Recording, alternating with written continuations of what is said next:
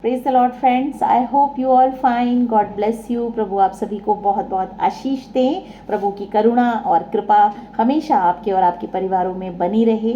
आज के Sabbath school में मैं आपका स्वागत करती हूँ, जो कि 30 अगस्त से 5 सितंबर का है और इसका शीर्षक है वाचा और रूपरेखा। और इसके बारे में हम यहाँ पे जानेंगे कि परमेश्वर सृष्टिकर्ता यहोवा परमेश्वर और उद्धारक के रूप में प्रभु अपने लोगों के साथ रहना और उनके बीच वास करना चाहते थे। उन्होंने हमें उनके साथ घनिष्ठ संगति में रहने के लिए बनाया। फिर भी यदि अन्य लोगों के साथ सार्थक संबंध केवल समय और प्रयास से ही बनाए जा सकते हैं, तो यही बात ईश्वर के साथ हमारे सीधा संबंध के लिए भी सत्य है। हमें परमेश्वर को समय देना होगा, प्रेम देना होगा, और तभी हम जो है उसके साथ एक अच्छा और सच्चा जो है रिलेशनशिप बना सकते हैं। और परमेश्वर चाहते हैं कि हम उनकी संगति में रहें, उनके साथ एक पर्सनल व्यक्तिगत रिश्ता बनाएं।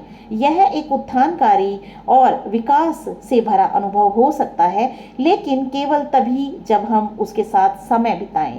व्यवहारिक रूप से इसका अर्थ है उसके वचन का अध्ययन करना। ईश्वर हमसे बात करते हैं अपने पवित्र वचन के द्वारा, जो कि बाइबल है, परमेश्वर का वचन, जो हमें अपनी आशीषों से भरता है। और इसमें हम देखते हैं कि परमेश्वर खुद मानव जाति से बात करते हैं। प्रार्थना करना, ईश्वर के लिए अपना मन खोलना और दूसरों को मसीह की मृत्यु, पुनरुत्थान और जल्द आने के बारे में गवाही देना, ईश्वर की सेवकाई में शामिल होना।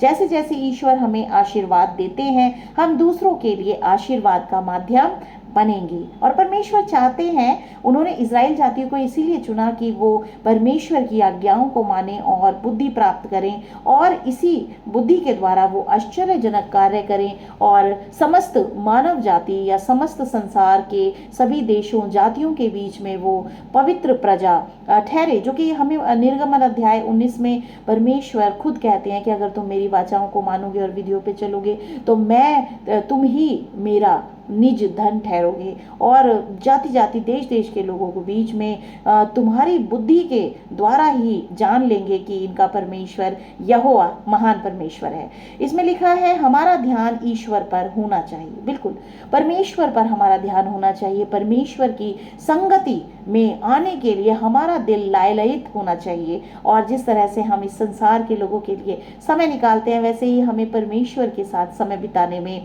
प्रसन्नता होनी चाहिए, ना कि खुद पर। हमें जो है अपने आप पर जो है विश्वास होना चाहिए कि हम ये कर सकते हैं। और इब्रानियों 12:1 और 2 में लिखा है कि हमें हमारा ध्यान ईश्वर पर होना चाहिए। उसके साथ जुड़ने से ईश्वर हमें उसकी शिक्षाओं का पालन करने के लिए सशक्त कर सकता है। जब हम प्रभु यीशु मसीह के शिक्षाओं में चलते हैं, उनके पीछे चलते हैं, और उसकी पवित्र आत्मा जो हमें हमारे हृदय को अगुवाई करती है, तो हम जो है उसका वचन का पालन कर सकते हैं। कोई आश्चर्य नहीं है कि मसीह के अनुयायियों की अंतिम समय की पीढ़ी को ऐसे लोगों के रूप में वर्णित किया गया है जो ईश्वर की आज्ञाओं और यीशु के विश्वास को मानते हैं। प्रकाशित वाक्य अध्याय 14 उसकी 12 में लिखा है, पवित्र लोगों का धीरज इसी में है जो परमेश्वर की आज्ञाओं को मानते हैं और प्रभु यीशु मसीह पर विश्वास करते हैं। यह वास्तव में सरल है। हम परमेश्वर से प्रेम करते हैं और उस प्रेम के कारण हम उसकी आज्ञा मानते हैं। तो इस तरीके से परमेश्वर हमसे प्रेम करते हैं, तो हमें भी परमेश्वर से प्रेम करने की अति अति अति आवश्यकता है, और जिसके द्वारा हम परमेश्वर की आज्ञाकारिता में बढ़ सकते हैं। और परमेश्वर की आज्ञाकारिता ही वो एक रहस्य में की है, एक ताले की चाबी है, जिसके द्वारा हम अपने लिए परमेश्वर से आशीषों को परमेश्वर से अपनी आशीषों के लिए जो है हम अपने ताले को खोल सकते हैं, अपने भाग्य को खोल सकते हैं। तो परमेश्वर की आज्ञाओं को मानना मनुष्य जाति का परम कर्तव्य है। प्रभु आपको बहुत बहुत आशीष दे। आमीन।